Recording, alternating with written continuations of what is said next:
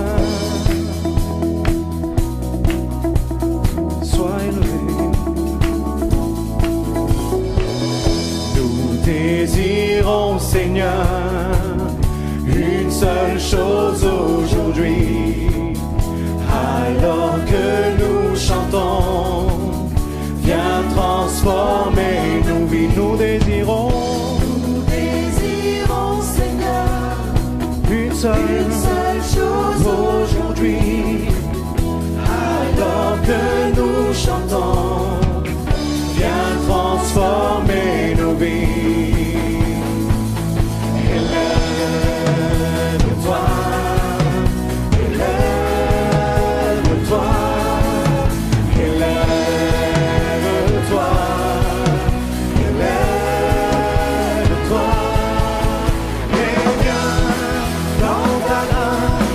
Couronner nos louanges, oui, viens.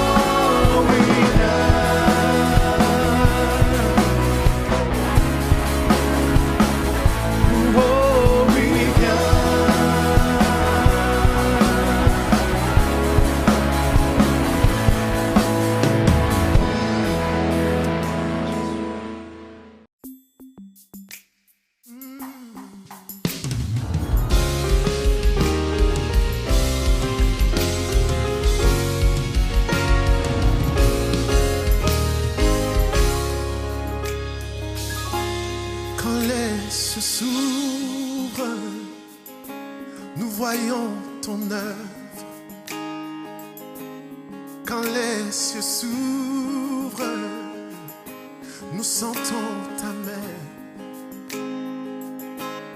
En ta présence, il y a tout ce dont nous avons besoin. Oh yeah. Quand les cieux s'ouvrent, nous sommes activés. Amen.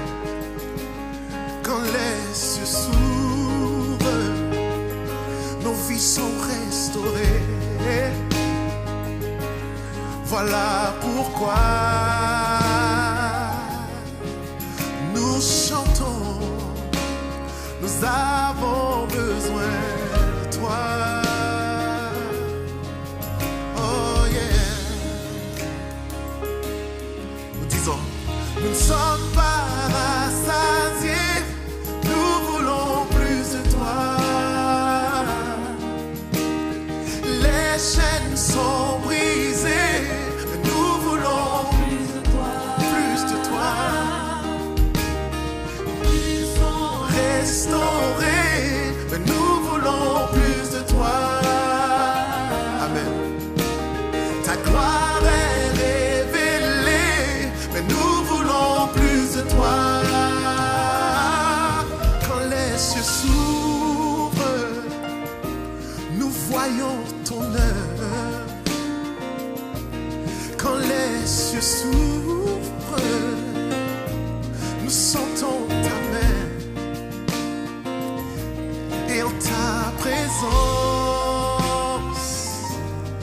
il y a tout ce dont nous avons besoin.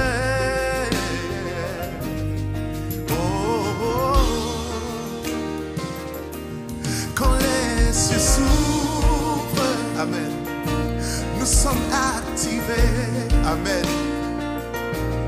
Quand les cieux s'ouvrent, ta présence, nos vies sont restaurées. Et voilà pourquoi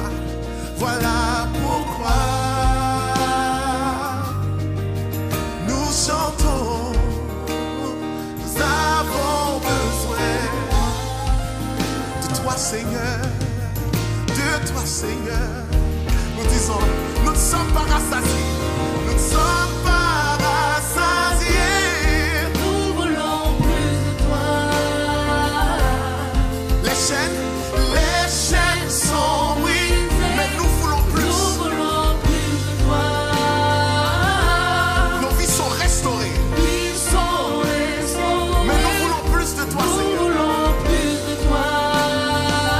Ta gloire est révélée, Gloire est révélée. mais nous voulons plus de toi. Nous voulons plus de Chantons ensemble. toi. Plus de toi, plus de toi, plus de toi. Nous déclarons Plus de toi, Père, plus de toi. Seigneur, on désire plus de ta présence. Passer plus de temps avec toi. De toi, Père, plus Notre délivrance, c'est parce qu'on désire plus que ta présence, Seigneur. Oh, plus de toi, Seigneur.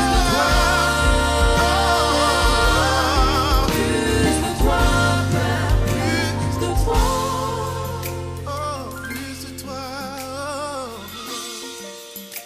Nous désirons plus de toi, Seigneur. Nous désirons plus de toi. Chantons, nous ne sommes pas rassasiés. Plus de toi.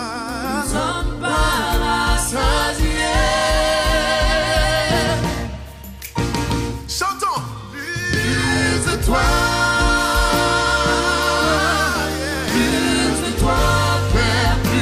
Nous avons soif de ta présence. J'ai soif de te voir davantage dans ma vie. Se manifester dans toutes les facettes. Plus de toi. Je voudrais passer du temps dans la présence de Dieu, à me consacrer, à jeûner, à prier et à continuer à adorer sans cesse comme la parole de Dieu. Je bénirai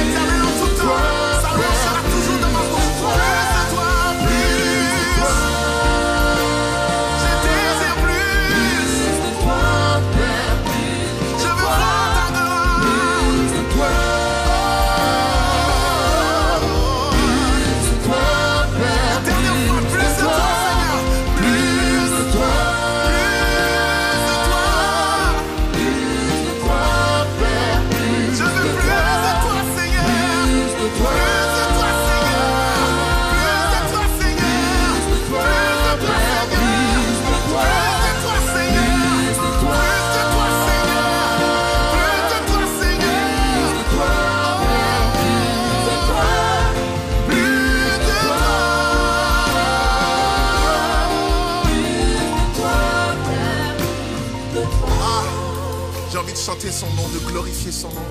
Mais je veux vous déclarer ces choses avec moi.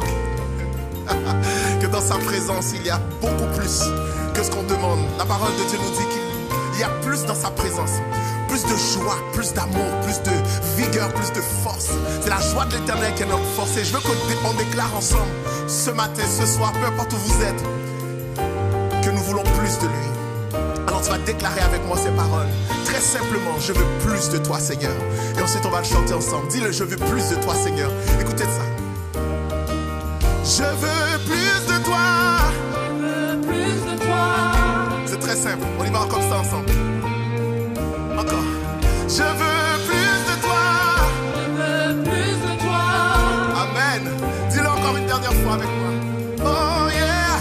Je veux plus de toi. Je veux plus de toi. Comment on y va ça? Je veux plus de toi. Je veux plus de toi. Je veux plus de toi. Déclare-le avec moi. Je veux plus de toi. Je veux plus de toi. Oh yeah. Je veux plus de toi. Yes. Je veux plus de toi. Je dis yeah. Je veux plus de toi. Je veux plus de toi. Si tu es désespéré sur sa présence, dis-lui. Oh yeah. Je veux plus de toi. Je veux plus de toi. Oh yeah. Yeah. Je veux plus de toi. Je veux plus de toi. Je veux plus de toi. Je veux plus de toi. Je veux plus de toi. Je veux plus de toi. Je veux plus de toi. Je veux plus de toi. Oh yeah. Je veux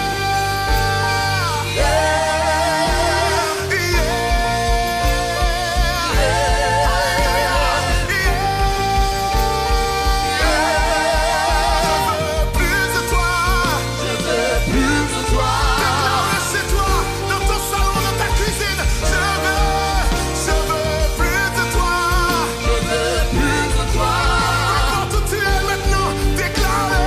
Je veux plus de toi. Je veux plus de toi. Yeah. Je veux plus de toi. Je veux plus de toi. Yeah. Nous sommes pas rassasiés. Nous voulons plus de toi. Les chaînes sont brisées. Nous voulons plus de toi.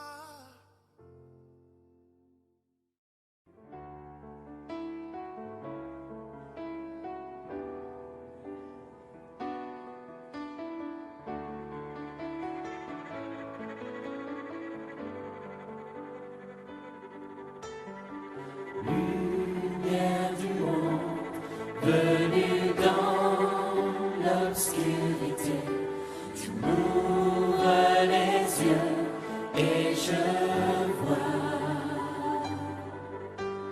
tant de beauté que mon cœur ému t'adore. Je sais que ma vie est en toi. Et me voici pour louer, me voici à tes pieds, me voici pour dire tu es mon Dieu, car tout en toi est beauté, tout en toi est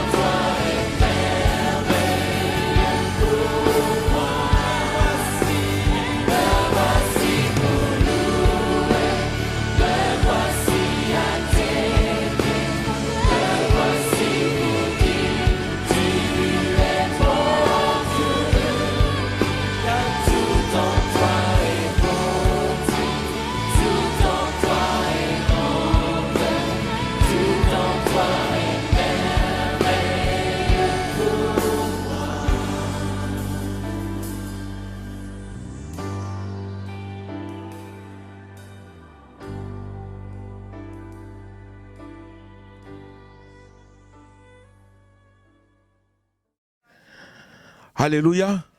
Combien il est grand, notre Seigneur. Alors ce matin, moi, ma première question avant d'entrer dans mon message est très simple. Quel est le Jésus qui entre triomphalement dans ta vie ce matin? Quel est le Jésus qui entre triomphalement dans ta vie ce matin? Nous l'acclamons, c'est vrai. Nous reconnaissons tout ce qu'il fait. Mais quel est ce Jésus qui entre triomphalement dans ta vie ce matin?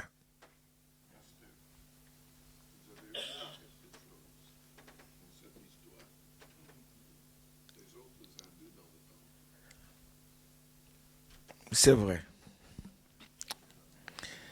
Le pasteur me rappelle la suite.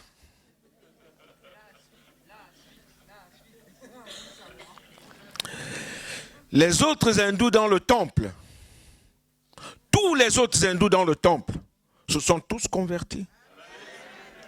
Mais est-ce que vous comprenez un peu ce grand Dieu que nous servons? Est-ce qu'on ne peut pas l'acclamer encore plus? Est-ce qu'on ne peut même pas se mettre debout devant ce grand Dieu et l'acclamer encore plus? Est-ce qu'on ne peut pas reconnaître sa Seigneur et proclamer combien il est tout puissant? Acclamons-le, mon frère, ma soeur. Les prêtres hindous et tous ces Indiens se sont convertis, tous, en acceptant Jésus-Christ. J'aimerais qu'on puisse prendre ce petit cœur qui dit « Jésus-Christ est Seigneur, il est... » Des seigneurs, tout... Oh Jésus, Jésus.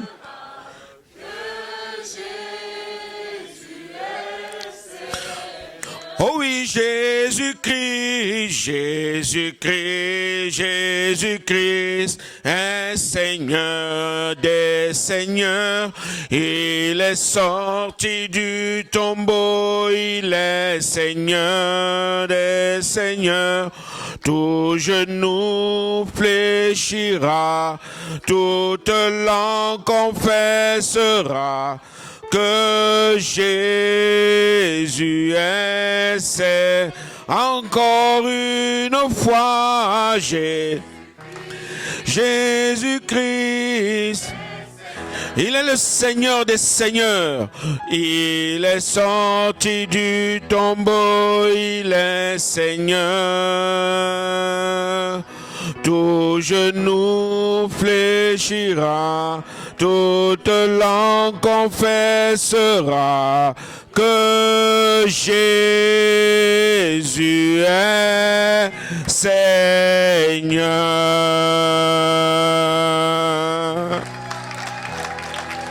Alléluia. Asseyez-vous s'il vous plaît. Ce matin, je veux parler d'une entrée triomphale. Dans Matthieu 21, dans Marc 11, dans Jean 12 et dans Luc 19, on parle de l'entrée triomphale de Jésus-Christ à Jérusalem. Beaucoup parlent du dimanche des rameaux. Beaucoup parlent du dimanche des palmiers. Beaucoup parlent de tous. On peut donner tous ces noms. C'est une semaine avant la résurrection. Jésus entre triomphalement dans Jérusalem. On va lire dans Luc, l'évangile selon Luc au chapitre 19.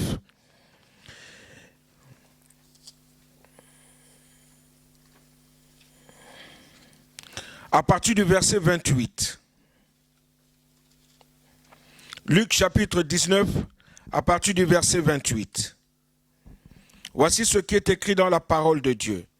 Après avoir ainsi parlé, Jésus marcha devant la foule pour monter à Jérusalem. Lorsqu'il approcha de Bethphagée et de Béthanie, vers la montagne appelée montagne des Oliviers, Jésus envoya 2 de ses disciples en disant « Allez au village qui est en face. Quand vous y serez entrés, vous trouverez un ânon attaché, sur lequel aucun homme ne s'est jamais assis. Détachez-le et amenez-le. Si quelqu'un vous demande pourquoi le détachez-vous, vous lui répondrez, le Seigneur en a besoin. Ceux qui étaient envoyés allèrent et trouvèrent les choses comme Jésus leur avait dit. Comme ils détachaient l'ânon, ses maîtres leur dirent, pourquoi détachez-vous l'ânon? Ils répondirent, le Seigneur en a besoin. Et ils amenèrent à Jésus l'ânon sur lequel ils jetèrent leurs vêtements et firent monter Jésus. Quand il fut en marche, les gens étendirent leurs vêtements sur le chemin. Et lorsque déjà il approchait de Jérusalem, vers la descente de la montagne des Oliviers, toute la multitude des disciples saisis de joie se mit à louer Dieu à haute voix pour tous les miracles qu'ils avaient vus. Ils disaient, béni soit le roi qui vient au nom du Seigneur. Paix dans le ciel et gloire dans les lieux très hauts. Comme d'habitude, quelques pharisiens du milieu de la foule dirent à Jésus, Maître, reprends tes disciples. Et il répondit, je vous le dis, s'ils se taisent, les pierres crieront Amen. Il disait, béni soit le roi qui vient au nom du Seigneur. Paix dans le ciel et gloire dans le lieu très haut. La fête des rameaux célèbre l'entrée de Jésus à Jérusalem et marque le début de la semaine, ce qu'on appelle la semaine sainte, qui nous conduit jusqu'à la victoire éternelle de la résurrection de Jésus-Christ. C'est donc un temps de mémoire qui nous permet de nous rappeler tout ce que notre Seigneur a accompli pour nous. Nous devons comprendre combien il a été important pour Jésus d'aller jusqu'à Jérusalem, de comprendre combien son amour pour l'humanité est immense, parce qu'il est mort et ressuscité. Alléluia.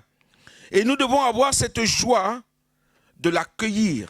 C'est pourquoi j'ai posé cette question, l'entrée triomphale de Jésus-Christ dans notre cœur. Comment est-il? La joie d'accueillir son Sauveur doit résonner dans notre cœur, comme il a résonné aussi dans le cœur de tous ceux qui étaient le long du chemin et qui criaient « Gloire, béni soit le roi qui vient au nom du Seigneur ». Tous étaient heureux de l'accueillir, tous étaient heureux de pouvoir poser leurs vêtements, poser tout ce qu'ils avaient de meilleur pour l'accueillir afin qu'il passe assis sur cet ânon. Le verset 37 dit, « Et lorsque déjà il approchait de Jérusalem vers la descente de la montagne des Oliviers, toute la multitude des disciples saisis de joie se mit à louer Dieu à haute voix pour tous les miracles qu'ils avaient vus. » Qu'ils avaient vus. Nous savons aussi que plusieurs prophètes ont annoncé la venue du Messie qui libérerait le peuple juif. Lorsque Jésus fait son entrée dans la ville sainte, c'est donc l'assurance de voir cette promesse se réaliser qui pousse la foule à l'accueillir en héros. Elle célèbre son Sauveur. Comment est-ce que tu célèbres ton Sauveur ce matin? Est-ce que tu le reconnais déjà comme ton Sauveur personnel? J'ai parlé de cet Indien, de cet Hindou qui a compris qu'il n'y a point d'autre Dieu, qui a compris que tous les autres dieux sont faits de mains d'hommes, qui a compris que tous les autres dieux ont été fabriqués par la pensée humaine. Le seul qui est capable de délivrer, le seul qui est capable de guérir, le seul qui est capable de libérer, le seul qui est capable de ressusciter les morts, Jésus-Christ. Vous savez, il y a un pasteur qui témoignait quelque chose. Il disait qu'il était chez lui et sa fille était aux États-Unis. On l'appelle, on lui dit, ta fille est morte.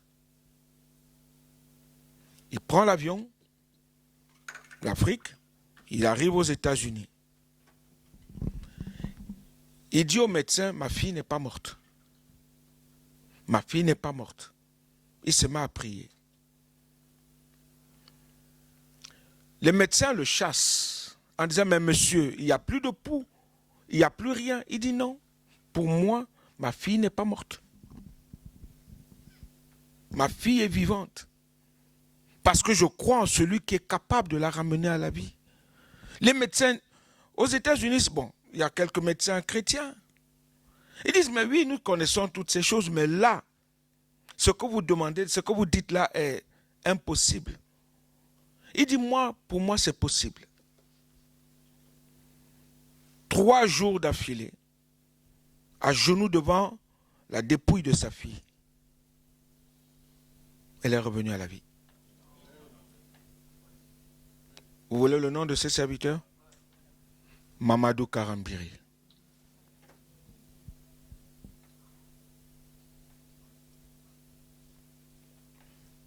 J'étais choqué, mais dans le bon sens, en entendant cela. J'ai dit, waouh! Donc ce Jésus guérit encore, ce Jésus ressuscite encore les morts aujourd'hui. Et je peux encore donner aussi l'exemple de moi-même.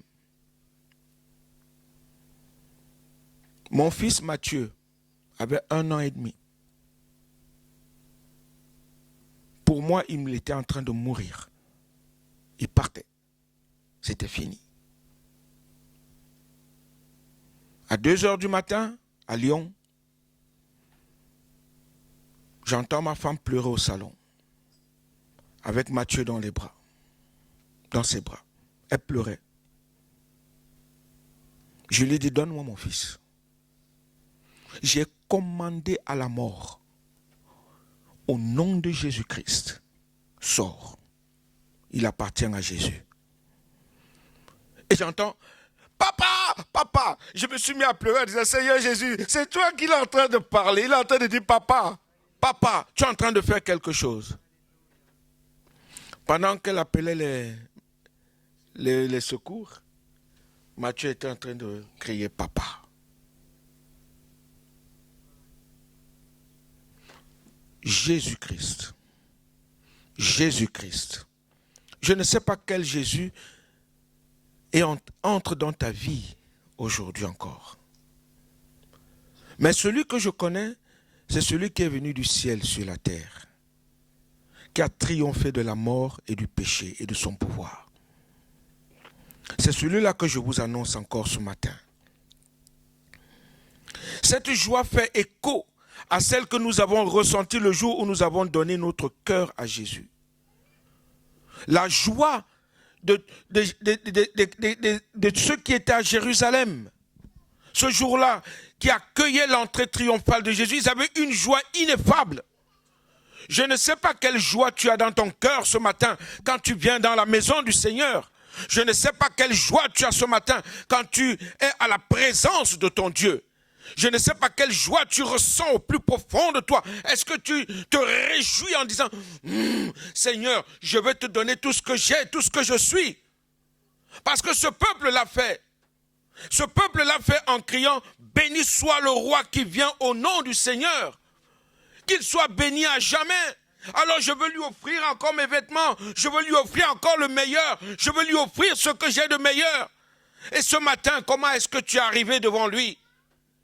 Est-ce qu'il est ton Seigneur et ton Sauveur? Est-ce que tu le reconnais comme ton chemin, ta vérité et ta vie? Est-ce que tu le reçois?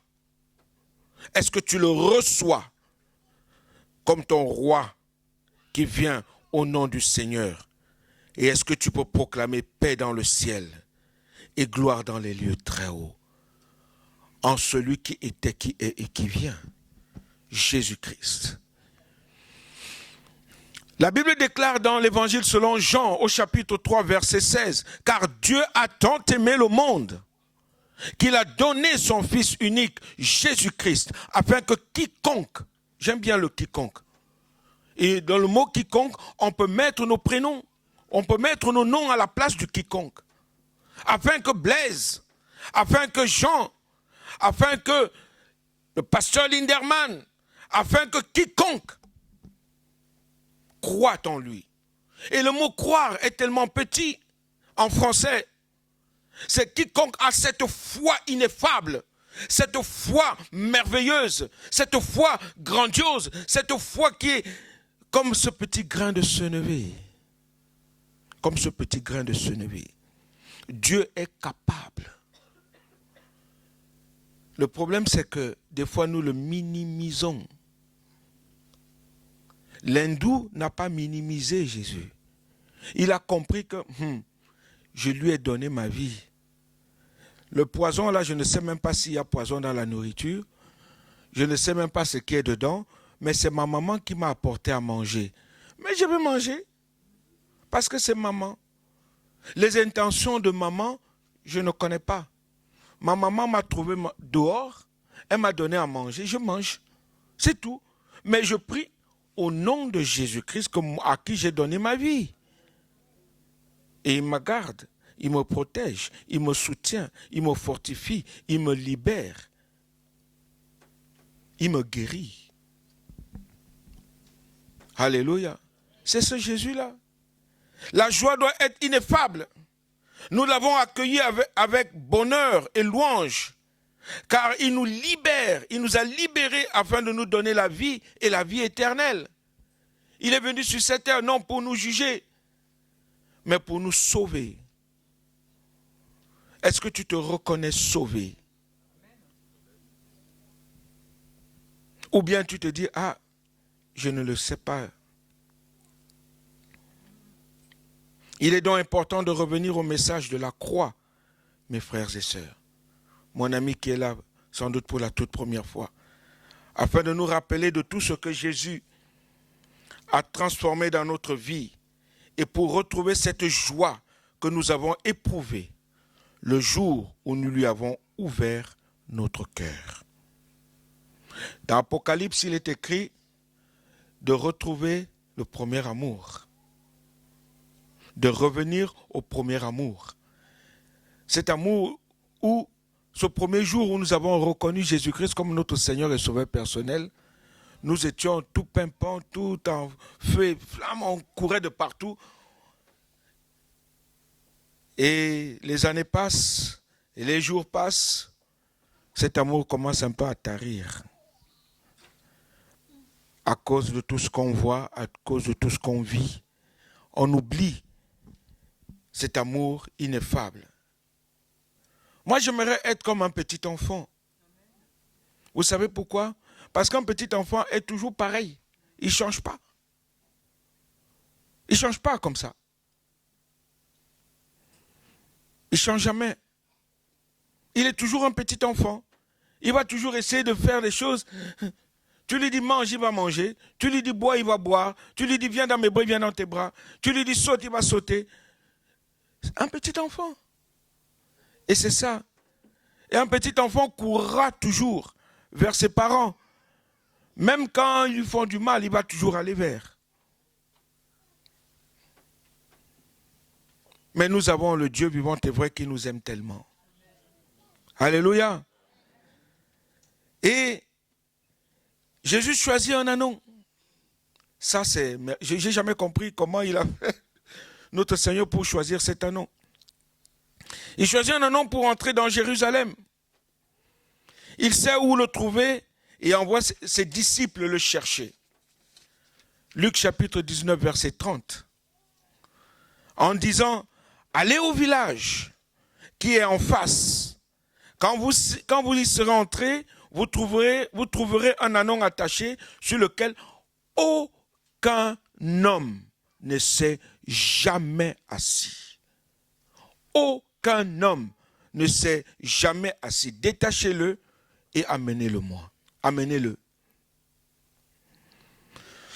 Je pourrais dire que l'image de cet ânon libéré de ses liens représente bien ce que Jésus est venu accomplir sur la terre. Délivrer les captifs. Détachez-le et amenez-le-moi. Jésus-Christ est venu libérer les captifs. Beaucoup de personnes vivent prisonnières de leurs pensées encore aujourd'hui. Prisonnières de leurs pensées, prisonnières de leurs souffrances, prisonnières de leur situation. Parce que nos pensées vont de gauche à droite et nous n'arrivons pas à laisser nos pensées captives à la pensée de Christ. Et nos pensées nous poussent même souvent à vociférer des choses qui ne glorifient pas Dieu dans nos propres vies. Et nos pensées, vous savez, des fois nous avons des pensées mensongères. Je vais vous expliquer. Ouvrez bien les oreilles. Des fois, nous proclamons des choses que nous ne vivons pas. Vous savez ça? Nous proclamons des choses que nous ne vivons pas et ce sont souvent ces choses-là qui nous poussent à mettre notre Seigneur un peu de côté en disant, ah, si, je vous donne un exemple, par exemple, vous avez mal à la tête, maux de tête, vous priez, rien ne se passe. La première réaction, c'est, il faut que je prenne Doliprane. N'est-ce pas? Tout de suite, il faut que je prenne Doliprane. Tu prends Doliprane, ça passe. Et tu oublies Dieu. Tu oublies de dire merci Seigneur. Parce qu'il a permis que tu prennes ce Doliprane. C'est la même chose quand tu pries. Je vous ai dit, comment est-ce que nous accueillons Jésus, le roi, dans notre vie? Je reviens à ça. Hein. Comment est-ce que nous l'accueillons? Est-ce que je l'accueille comme mon roi qui est capable de faire tout dans ma vie? De me guérir, de me libérer, de me sauver, de me pardonner, de tout faire. Parce qu'il est capable. Hein? Il attend juste un petit quelque chose de ta part. Aie foi en moi. Aie foi en moi. Cette foi qui est capable de faire des merveilles. Un petit Doliprane, c'est vrai, c'est Dieu qui a permis qu'il y ait des médecins. Alléluia. Merci Seigneur pour les médecins. Merci Seigneur pour ces comprimés chimiques. Parce que c'est du chimique. Merci. Tu l'as pris. Allez, ça a pesé la douleur. Mais je vais vous donner un témoignage. J'avais la sinusite. J'avais tellement mal à la tête. Je ne savais plus quoi faire. J'ai dit, allez, je vais aller à l'hôpital à Vicenne parce que là, je n'en peux plus. J'ai prié, rien ne se passe. Seigneur, je ne sais plus quoi faire. Je vais à Vicenne. J'arrive à l'hôpital. Il était 20h. J'arrive à Vicenne. Je m'assois. 21h, 22h, 23h. Personne ne me regarde même. Mais je vois des pompiers arriver avec des malades pires que moi. Des hommes des crânes ouverts, d'autres des bras presque arrachés. Et puis ils passent. Il dit, mais hein. Et là, dans mon cœur, l'Esprit de Dieu me parle, me dit, mais tu m'as oublié. J'ai dit, mais c'est vrai, qu'est-ce que je fais même là? Allez, je rentre à la maison. Heureusement, je n'étais pas loin. Je rentre à la maison, j'entre dans ma chambre, je me mets à louer Dieu pour le mal. Et en lui disant merci parce que là, tu es en train de me montrer que c'est toi seul qui es capable de me libérer du mal que j'ai. À toi soit toute la gloire. Je me suis mis à louer Dieu et je me suis endormi comme ça en louant Dieu. Le lendemain matin, je me réveille, plus de mal. Je pouvais cogner ma tête contre le mur.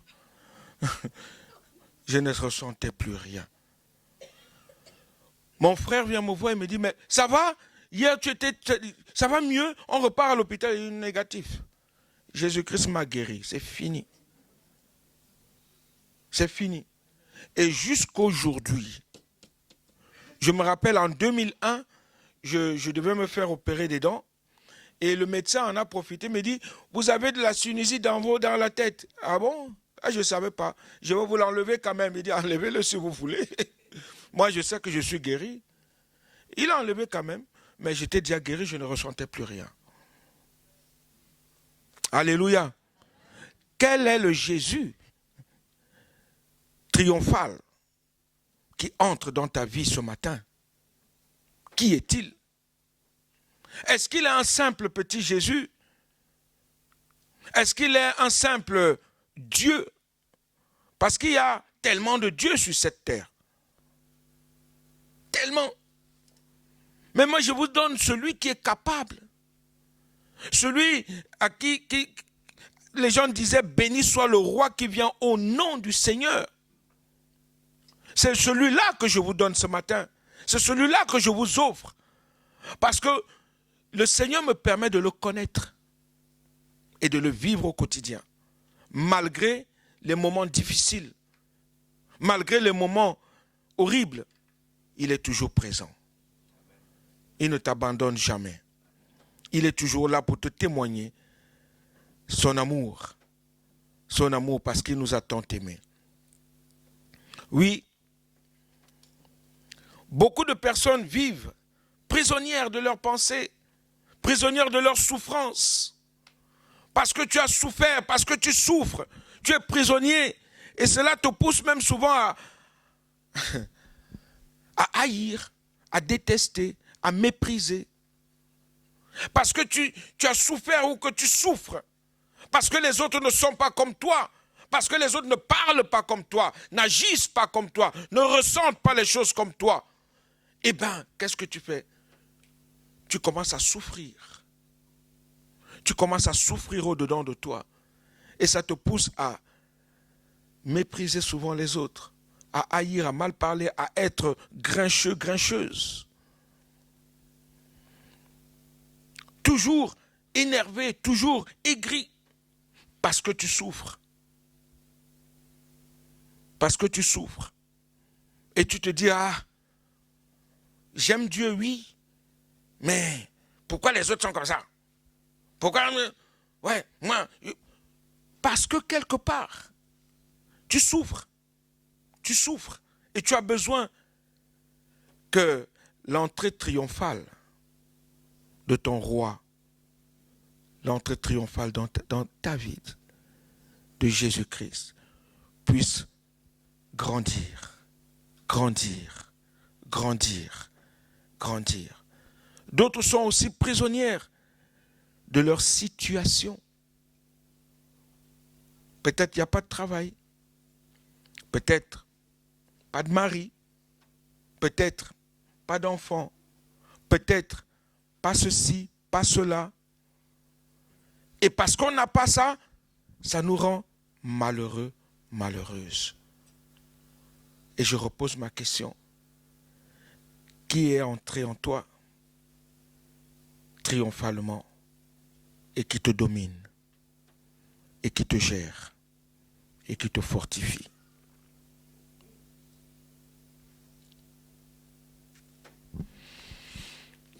Mais Jésus ôte ce fardeau de nos épaules et nous permet de vivre un nouveau départ avec lui. Une nouvelle naissance. Et la nouvelle naissance, c'est que tu te donnes à lui. Je ne veux pas utiliser ce nouveau terme qu'on utilise aujourd'hui, changement d'attitude. Il n'y a pas de changement d'attitude. Ça n'existe pas. Et quand je vois certaines Bibles parler de changement d'attitude, je suis un peu étonné. On parle de repentance. Et la repentance est quoi? Un changement de mentalité. De mentalité. Un changement total de ta vie, un demi-tour total. On ne te demande pas de soigner ta manière d'être. Ce n'est pas ce que Dieu veut. Dieu détruit ces choses. Dieu veut nous détruire et refaire autre chose. C'est comme si vous me disiez, la dernière fois je parlais du papillon. et de la chenille. C'est comme si vous demandez à la chenille, il faut que tu changes d'attitude, chenille. Non, la chenille ne change pas d'attitude. Ce n'est pas possible. La chenille meurt et devient papillon. Donc, changement total de vie. C'est ça la repentance. C'est ça la métanoïa. Ce n'est pas un changement. Chenille, change un peu d'attitude. J'imagine la chenille en train de changer d'attitude. Elle va dire, ok, d'accord, je ne veux plus trop abîmer les feuilles. Tiens, un pasteur, les feuilles là, on ne va pas trop les abîmer. On va plutôt, on va grimper et puis on va regarder pour voir si c'est beau ou si c'est comment. Mais Dieu dit non, je te détruis. Comment mon frère? Et tu voles. Mais la chenille ne peut pas voler. C'est impossible. Il n'y a pas, ça n'existe pas. Faisons attention à notre façon d'être et de vivre. Nous ne nous appartenons plus, est-ce que vous le savez? Nous appartenons à un autre qui nous a choisis et qui nous a menés à lui et qui a fait de nous enfants de Dieu. Et si nous le sommes, alors toute notre vie doit le glorifier, l'exalter, l'adorer, le bénir. Il n'y a pas de changement d'attitude, nulle part. Si vous lisez ces choses, vous dites non, je reviens à la vérité. Il me faut une véritable métanoïa. Un demi-tour total de péché. Un demi-tour total. Oh oui. De même que le propriétaire ne peut retenir l'agneau lorsque Jésus le réclame, rien ne peut nous empêcher de venir à Jésus-Christ lorsqu'il nous appelle à lui. Je ne sais pas ce qui t'empêche ce matin de venir à Jésus, de lui donner ta vie, de lui recommander tout ce que tu es et tout ce que tu as, afin qu'il en soit le maître absolu. Il dit lui-même, venez à moi, vous tous qui êtes fatigués et chargés, et je vous donnerai du repos. Dans Matthieu chapitre 11, versets 28 à 30, vous pourrez le lire. Venez à moi, viens à Jésus ce matin, viens à ce roi des rois, où tous disaient, béni soit le roi qui vient. Ne soyons pas comme ces pharisiens qui lui disaient, maître, reprends tes disciples. Ne soyons pas comme eux. Parce que beaucoup nous disent souvent, taisez-vous, ne dites pas la vérité. Ce n'est pas la peine de crier le nom de Jésus comme ça. Ce n'est pas la peine de l'honorer. Ce n'est pas la peine de le servir. Ce n'est pas la peine, restons comme nous sommes. Vivons comme nous sommes. Et s'il y a le péché, ce n'est pas grave. Le Dieu est amour. Il nous aime tant. Il va te pardonner. Et je vous avais donné cet exemple de cet homme religieux qui va vers une jeune fille et qui dit à cette jeune fille-là, écoute, on va consommer, mais ton péché reviendra à moi. Heureusement, la fenêtre était ouverte et s'est enfuie. Elle est venue à l'église où j'étais. Et je lui ai dit, sacrilège. Elle me dit, oui, c'est un monseigneur d'une grande ville. Un monseigneur qui ose dire, on consomme, mais ton péché me reviendra, c'est pas grave. Et on sert Jésus-Christ. Quel est ce Jésus? Quel est ce Jésus? Quel est ce Jésus? Aucune faute ne peut nous retenir éloignés de Dieu. Il faut que nous revenons à lui tel que nous sommes. Lui seul est capable de nous pardonner en Jésus. Aucun lien ne peut nous empêcher de vivre libre. La liberté en Jésus. Mais ne faisons pas de cette liberté ce que nous désirons faire. Parce que Dieu nous rend libres pour vivre en lui, par lui et pour lui seul. De demeurer en lui. Jésus-Christ a dit, si vous m'aimez, gardez mes commandements. Et moi j'enverrai le Saint-Esprit. Parce que nous gardons ses commandements. Parce que nous voulons faire sa volonté. Et là seulement le Saint-Esprit vient. Là seulement il vient prendre vie en nous. Si vous m'aimez, si nous l'aimons vraiment, nous devons garder sa parole. Nous devons tous les jours la mettre en pratique. Ce roi qui est entré dans Jérusalem, c'est le même roi qui entre dans notre vie aujourd'hui. C'est le même roi qui a accepté de porter notre opprobre et de devenir malédiction à cause de nous. Alors que Jésus est acclamé par la foule le long du chemin qui mène à Jérusalem, il demeure conscient des temps de souffrance terribles qui l'attendent à la fin. Il demeure conscient. Quelques jours après le triomphe de son entrée, il va connaître quoi? La trahison, l'abandon et la souffrance. Et pourtant, tous étaient là. Béni soit le roi qui vient au nom du Seigneur. Plus tard, on entend crucifie, crucifie, crucifie-le. C'est bizarre. C'est bizarre. Mais rien de tout cela ne le fait hésiter. Il sait pourquoi il doit se rendre à Jérusalem. Et il est déterminé à accomplir sa mission. Sacrifier sa vie pour nous sauver. Pour sauver l'humanité. Nous aussi, nous devons avoir cette même détermination chaque jour à accomplir l'œuvre de Dieu dans notre vie. Nous devons avoir cette détermination. Est-ce que nous l'avons encore aujourd'hui? D'accomplir l'œuvre du Seigneur. J'aime bien dans les Actes des Apôtres au chapitre 1er, verset 8. Allez, verset 10, allez, allez, faites de toutes les nations quoi?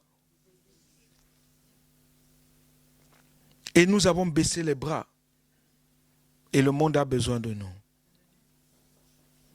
Est-ce que nous sommes encore des véritables disciples qui évangélisent, qui témoignent de la grandeur de Dieu, de la toute-puissance de Dieu? Nous aussi, nous devons avoir cette même détermination. L'hésitation aujourd'hui refroidit les cœurs et empêche Dieu de mettre en œuvre son plan dans nos vies. Vous savez ça? Quand nous hésitons, cela nous refroidit. Nous ne témoignons plus assez. Nous ne parlons plus assez de Jésus-Christ. Vous savez, c'est le... Il y a quelque chose qui se passe dans mon travail des fois. Je suis avec des musulmans et ces mêmes musulmans-là, surtout en ce moment de Ramadan, ils entrent dans mon bureau pour me dire bonjour. Assalamu alaikum. Moi, j'ai dit, soyez bénis tous en Jésus-Christ. Il me dit, non, Allah. Il dit, je ne connais pas Allah, je connais Jésus. Et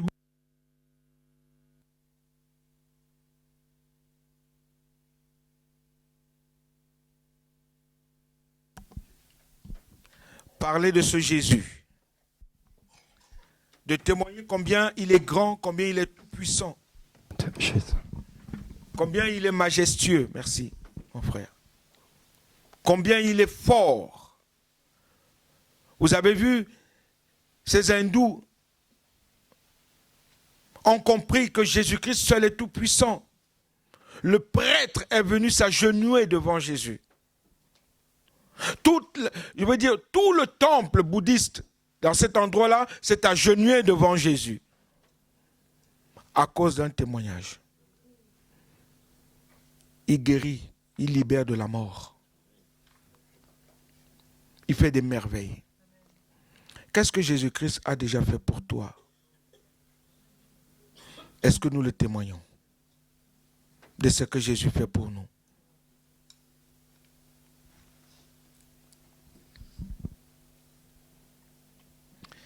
Oui, il est acclamé, il va connaître tout le mal, mais il s'est sacrifié pour nous. Et nous aussi, nous devons avoir cette même détermination. Et j'ai aussi dit, l'hésitation refroidit les cœurs et empêche Dieu de nous mettre en œuvre et de mettre en œuvre son plan dans notre vie. Vous savez ça? Dieu attend que nous puissions entrer dans son œuvre et faire sa volonté et non la nôtre. Sa volonté.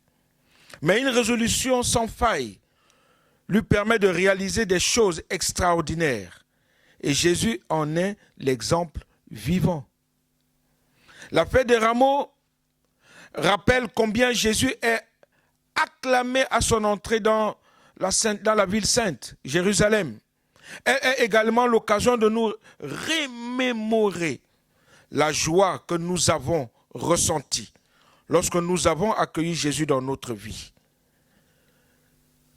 On a libéré, je suis libéré, libéré, oui j'ai la victoire, libéré du péché de son pouvoir. Gloire à Dieu, Jésus m'a vraiment libéré. Parce que Jésus nous a libérés. Jésus nous a libérés. Est-ce que nous nous sentons libres? Dans Romains chapitre 8, verset 1, il est dit, il n'y a plus de condamnation pour ceux qui sont en Christ Jésus. Nous sommes devenus une nouvelle créature en lui et pour lui seul. Autrefois, nous étions dans les ténèbres, comme nous dit Éphésiens 5, verset 8. Nous étions dans les ténèbres, mais maintenant nous sommes dans la lumière en Jésus-Christ. Dans 1 Corinthiens 5, verset 1, il est dit, célébrons donc la fête, non avec du vieux levain. Vous pourrez le lire. 1 Corinthiens 5, verset 1 à 8 le dit. Célébrons donc la fête, non avec du vieux levain, non avec un levain de malice et de méchanceté, mais avec du pain sans levain, de la pureté et de la vérité. Pureté et vérité. On ne peut pas célébrer le Seigneur avec un cœur rempli de malice, avec un cœur rempli d'impureté, avec un cœur rempli de mauvaises pensées, de mauvais désirs. Mais viens à lui, parce que lui seul est capable de te libérer, de te briser et de t'accorder ce que ton cœur désire. Marchons donc et vivons par l'Esprit de Christ, comme nous dit Galates 5, verset 26. Si nous voulons voir la sainte main de Dieu, notre Père Céleste, nous conduire, nous devons marcher et vivre par son Esprit Saint. Je dois accueillir et célébrer mon Seigneur avec un cœur rempli de lui. C'est pourquoi quand je viens à l'église, il faut que mon cœur soit ouvert, avant de venir à l'église. Parce que ce n'est pas à l'église que je veux montrer que je sais prier. Ce n'est pas à l'église que je veux montrer que je sais lire la Bible. Ce n'est pas à l'église que je veux montrer que je suis rempli d'amour. Ce n'est pas à l'église que je veux montrer que je suis rempli de paix. Ce n'est pas à l'église que je veux montrer que je suis rempli de victoire. Ce n'est pas à l'église. Mais à l'église, mes frères et sœurs et moi, nous sommes unis main dans la main pour célébrer ce grand Dieu vivant et vrai, avec un même cœur, une même pensée, un même désir, une même volonté, de comprendre que lui seul est tout pour nous et de lui dire merci d'un cœur reconnaissant pour toutes ses bontés, pour toute sa fidélité. Parce que c'est son esprit qui vit et qui habite en nous. Alléluia. Alors ce matin, as-tu réellement choisi Jésus-Christ comme ton Seigneur et Sauveur personnel? Jésus-Christ est-il réellement ton chemin, ta vérité et ta vie? Ce matin, comment le reçois-tu, Jésus? Eux, ils ont pris leurs vêtements, ils ont posé sur le chemin. Ils ont compris que Jésus-Christ est tout.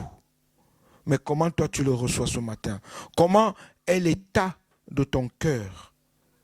Comment est l'état de tes pensées ce matin? Et je vais aller encore plus loin avant de terminer en disant, comment est le pain que tu offres à celui qui entre dans ta vie ce matin? Comment est-il ce pain? Est-ce le pain azim, sans le mauvais levain? Ou est-ce un pain rempli de quelque chose qui ne glorifie pas Dieu? Prions le Seigneur, s'il vous plaît.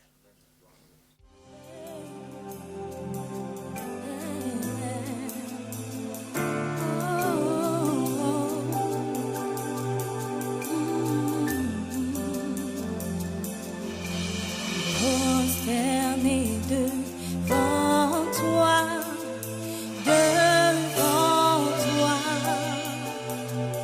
oh devant toi, prosterné devant toi, devant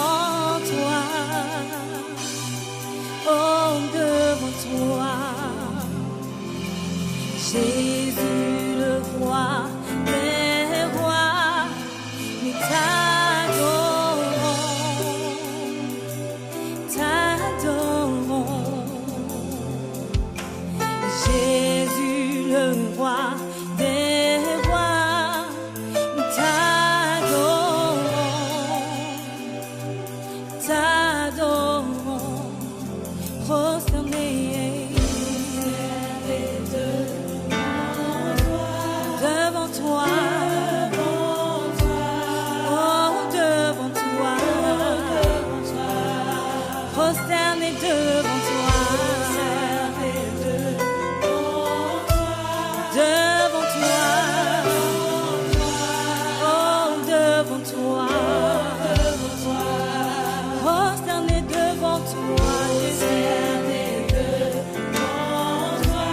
devant toi, oh,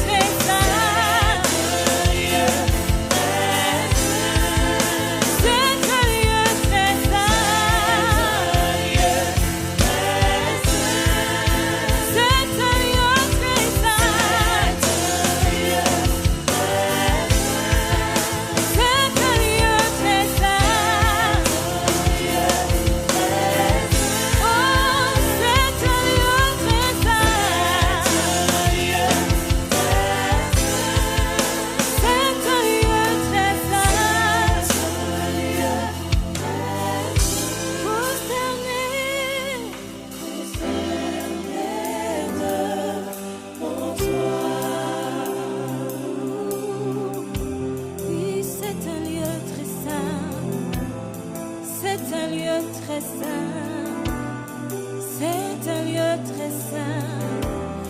Mon corps est ton temple, ô Dieu, et mon temple, ce temple, Seigneur, est un lieu très saint. Oh, pour toi, Seigneur, ma vie t'appartient, et je déclare que c'est un lieu très saint. C'est un lieu très saint. Dans ton palais, tout s'écrit, tout s'écrit, tout s'écrit gloire.